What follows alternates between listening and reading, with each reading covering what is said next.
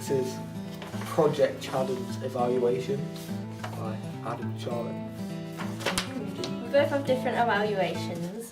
The first question is, in what ways does your media product use, develop or challenge forms and conventions of real media products? And I've put, our magazine is similar to others as we wanted to maintain the level of professionalism inside, so we used other magazines to base our templates around. We developed these ideas by putting our own colours, images and text to it, adding our overall theme throughout. For our front covers, close and mid shots were used so that the image could be big and stand out. And for our articles and contents, we used different shots, for example, long shots, action shots and even comedy shots.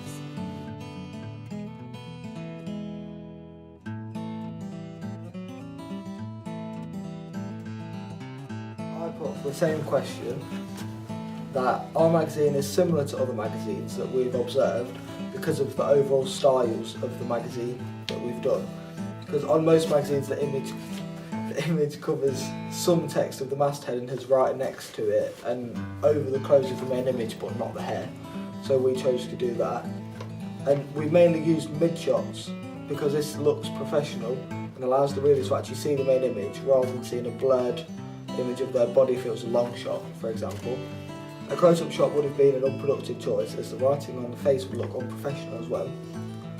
We've used lots of media conventions in our magazines as it contains things that most magazines have. For example, our front cover has a barcode, price and date like most magazines.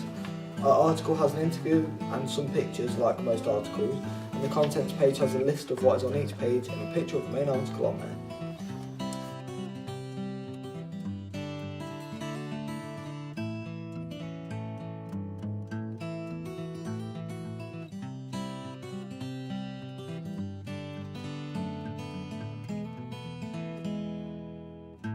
So the next question we've got, how does your media product represent particular social groups?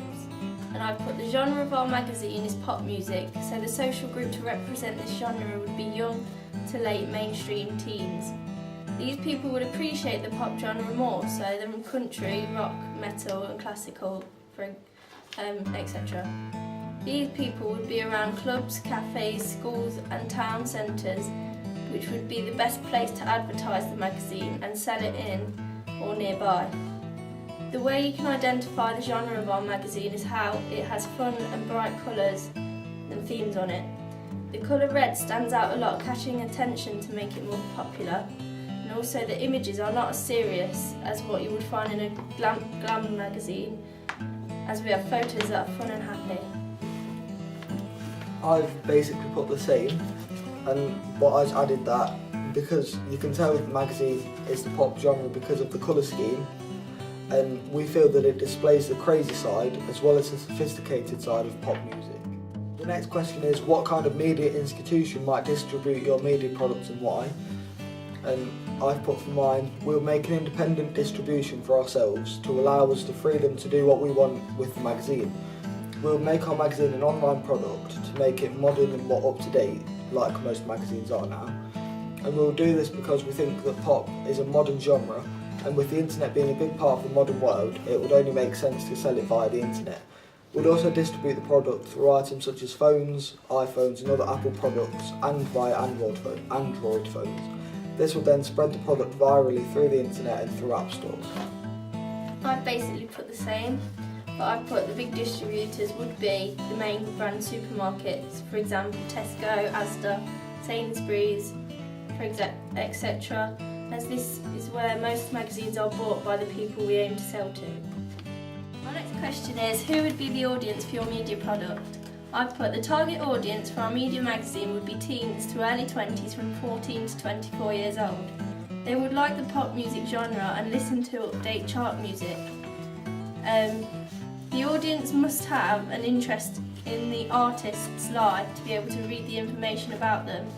Big artists would be in every issue, therefore big fans of big artists would want to read this to find out about their favourite artist and what is going on in their life on a regular basis.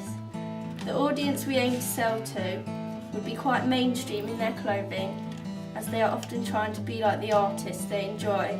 And as there are so many fans, their fashion sense will be quite similar, intriguing them to read what Rihanna is wearing this week.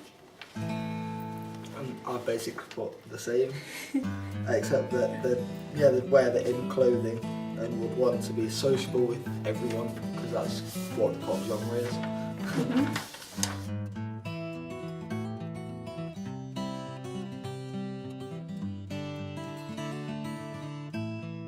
The next question is, how did you attract/address your audience? And I put, to attract and address the audience, I chose to make my image look like something a pop fan would want to see. I asked the model to do a pout face, which is something a lot of pop stars do. To make my magazine attract the audience I needed, I chose a colour scheme that would suit the pop genre and would be bold enough to attract them to it and to want to read and buy it. The clothing the model wore was something that a lot of girls wear and what many famous iconic pop stars also wear. I put, we did many things to attract and address our audience, such as choosing the front cover image very carefully, using the correct font, the magazine name, the magazine layout and also the colour scheme. These elements mean that getting the wrong thing of either of them could potentially let the people misinterpret the genre or age group of the magazine. We didn't have any provocative images in the magazine. They were fun and action shots to give the magazine a popular and happy vibe. The colour scheme of the magazine was red, black and white, using shocking red for the masthead. It jumps out at you and intrigues the correct audience. The title of the magazine, Ultimate Vibe, gives a cool, up-to-date feel for the 14 to 24-year-old audience, to let them know that the mag is just for them, as you wouldn't often find someone in their 50s buying a magazine called Ultimate Vibe. The layout of the front cover is designed to show off the image on it, so by having a close-up image of the artist, it is able to be bigger and catch the eye of the artist's fans. Minimal information is on the front cover, as keeping it simple makes it look more professional.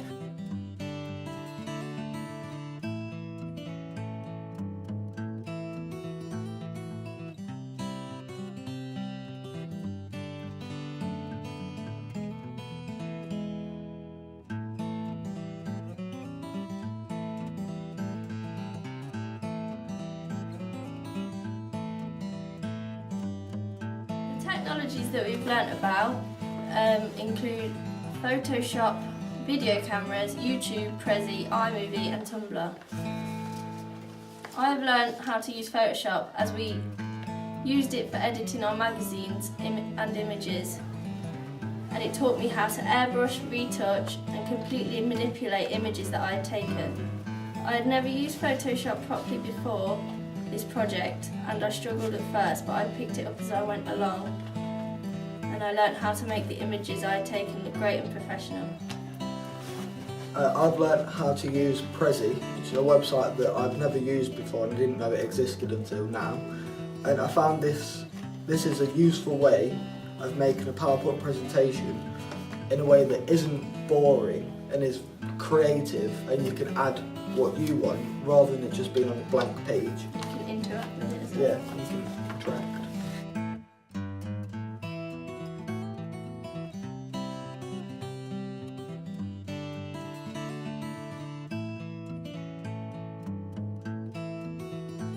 Using the videos we had made and editing them in iMovie taught me how to edit properly and to give off a nice vibe where our personalities show through.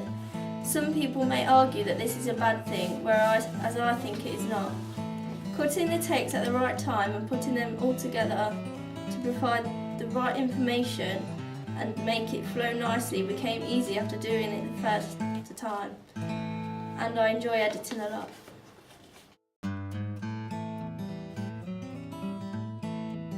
We learned a lot about Tumblr, as this was a blog that we put the media course work onto. We both struggled at first, working our way around it, and had to do a lot of things to change it. For example, firstly we struggled to make 2 blogs for ourselves. We only had a group blog that we couldn't figure out how to add more pages. But then after we both did a bit of Googling, we actually figured out and worked out what we needed to do. So we both learned how to create a successful blog on Tumblr. Yeah, adding pictures and videos, embedding URLs and things like that became easy afterwards. Using YouTube to put videos onto our blog was not hard, but it taught me that it isn't hard to share your videos, as this would help me if I were to get a career in the media industry. Comparing my finished work with my preliminary task, I've improved on every aspect of the magazine. My prelim task had many aspects that didn't look professional, and they were also very messy. The masthead was made on Word and transferred into Photoshop and was done in a default font. The background of my prelim was too busy and bright, which didn't let the image be the main attraction and stand out. Also, none of the fonts that I used were the same, which made the cover look messy and unprofessional. In my final cover, my masthead was in a downloaded font which was striking and chic. I also used the same font for the subheadings on my cover as well as a separate side font that I kept to throughout my whole magazine. My background of the front cover is a bright white, and it lets the main image stand out a lot, which catches people's eye as it is a close-up and it goes with the colour scheme of the whole magazine. Overall, my finished magazine looked a lot more professional than my preliminary task, as I had corrected all of the errors I had made to make it look fresh and presentable. What I put was, looking back at my preliminary task, I can see the mistakes I made on the first task and the improvements I've made on my actual magazine. My first attempt had serious issues, the main one being a large crack on the main image of the front cover, so half the head is missing, and the main image looks out of place and is floating on the page.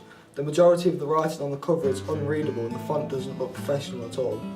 Also, the logo has little white bits around it because the cropping from paint onto Photoshop was done really badly. And the background doesn't suit the image or the text because it's too bright. And I have now found out that the best background for a magazine cover is white because any colour can be put with it. Now my final magazine cover looks a lot more professional, the writing is readable, the image is not stretched and fits the whole page, and the fonts we chose work with the genre. I now know how to properly use Photoshop because of what we've done first, and it's helped me create a unique and individual house style to suit a specific genre.